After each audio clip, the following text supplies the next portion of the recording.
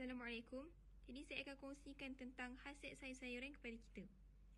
Sayur-sayuran merupakan sebahagian penting dalam pemakanan seimbang. Ia membantu tubuh untuk memperoleh nutrien yang diperlukan untuk kekal sihat dan bertenaga setiap hari.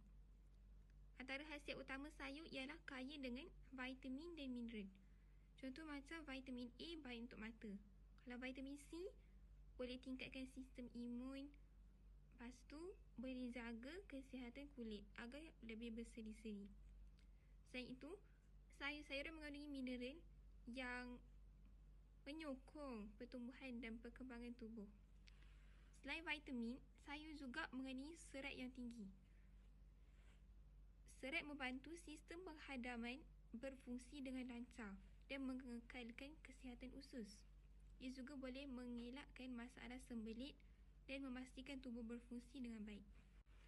Kebanyakan sayur-sayuran ni rendah kalori dan lemak. Jadi boleh bantu mengekalkan berat badan yang sihat serta mengurangkan risiko penyakit seperti obesiti dan penyakit jantung.